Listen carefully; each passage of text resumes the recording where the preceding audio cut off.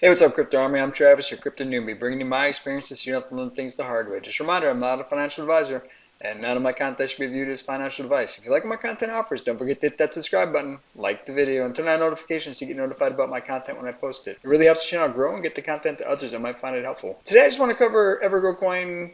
I didn't quite finish my thought process yesterday. I woke up this morning and it occurred to me that I didn't quite cover as far as I needed to for that explanation of EverGrow coin and the comparison between the exchanges and the DEX. So we're going to do that in just a second, and I think it's going to really help you decide on whether you want to swap between the two, or at least it'll help inform the decision on whether to do that or not, or what are some of the considerations to think about when you're doing that. But before we do that, let's go ahead and take a look at the price of EverGrow coin today. And as you can see, it really hasn't changed too much. The price has gone down a little bit since yesterday, which fluctuations aren't that big of a deal. It doesn't really change that much. Again, it's a new token. Tokens tend to be very volatile, so you're going to see these over the course of the entire life of the token. And if you have a question about that or concern about that, take a look at Bitcoin's charts. When it goes from 60,000 down to 20,000, or 60,000 down to around 30,000, I think is what it was. So you can see some pretty significant changes in price in any token. That isn't uncommon. This is why you have to look at crypto in the long term. Now, I know that that's not necessarily everything we want to hear, but that's the reality of it. They've got a good plan. They're getting the exchanges added.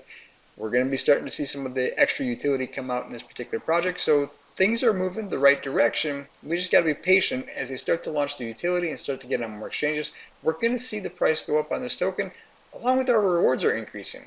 Because if we look here, we can see our volume is down significantly. I got a comment from a subscriber that said, hey, I'm not getting nearly the rewards I was before, and volume is what dictates your rewards. So when you see these charts and the volume is way down here, that's why, because our volume is significantly down from where it was before. And you got to remember, as I said in yesterday's, and let's go ahead and jump on the holders. And as you can see, since yesterday, it hasn't changed that much.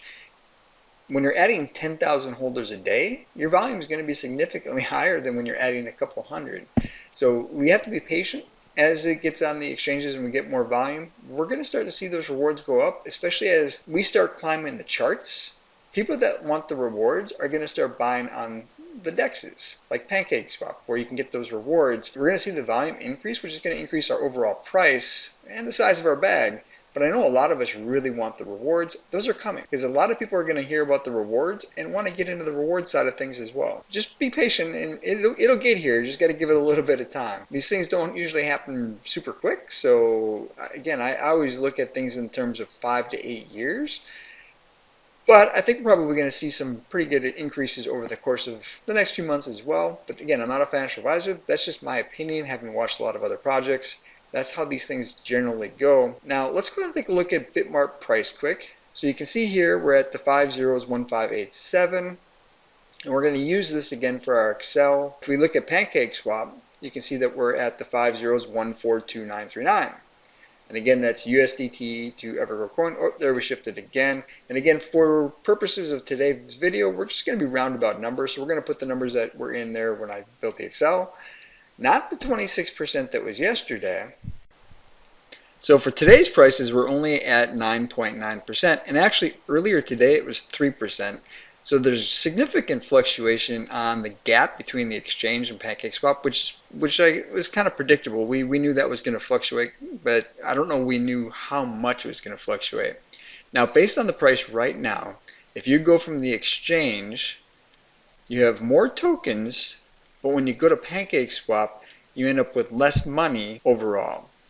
And when you go from PancakeSwap, you have that 14% fee, and both of these result in a 14% fee, whether you're swapping it over to an exchange or if you're swapping it from an exchange to PancakeSwap. So both result in the same fee, but because of the higher price, you end up with more, even though you have less tokens, which is kind of what we expected. So if you're going to withdraw from your position and just need fiat, so your best option might be to not do the swap inside of the Trust Wallet and then swap BNB, but rather to transfer EverGrow coin directly to the exchange. Once on the exchange, do a swap over to BNB. Now, the other thing you have to consider is whatever you plan on swapping it into to withdraw, whether it's BNB or USDC or USDT, whatever the exchange allows you to withdraw into fiat. That's another swap that you have to consider, is the price there as well, just to make sure that you're getting a good value at the exchange for the transfer between those two tokens. So just factor that in as well. But as it stands right now, even at a 9.9%, you end up with a higher value on an exchange if you're going to try to withdraw at the end of the day. I've been getting a lot of questions about how to do this particular process, whether to sell, whether to swap, where should we go with it, what should we do. Not necessarily that people are trying to get out of their positions, but they want to know for future planning what options they have. Now, this is a great option. Based on this information, my recommendation would be to have it in Trust Wallet if that's where you've already got it. And then if you want to liquidate your position and pull out fiat, send it to an exchange. You're going to get more money for your tokens when you do that process. Again, assuming that USDT or USDC or whatever you have to swap it into has a favorable exchange rating there as well. That appears to be your best option. Now, I'm sure a lot of you are curious, well, what about if it would have been the 26% that you showed us yesterday? Well, I kept that one in there so we can take a look at it. And you can see the price is even more pronounced at 26%. So when the prices differ by that much, it's a great deal if you're trying to liquidate your position. So if you're trying to get money out, this is a great option for you. Now, I don't ever recommend selling out of your positions because that's a taxable event. But if you really need the money, especially if you've made a lot of money, that's capital gains you got to worry about. And that's a whole different percentage that's going to eat into your money. Just be aware of that. The capital gains can be kind of rough depending on your situation. So just make sure you understand the tax liabilities if you're trying to do this. But based on this information, if that percentage is high to the point where the exchange price is higher than the PancakeSwap, you're going to make out pretty good on that transfer. And hopefully this is good news for everybody that was considering how to get the money out and what's the best option. Now, that's all I wanted to cover in this video. I didn't want to make it long. I really apologize for not covering this in yesterday's video.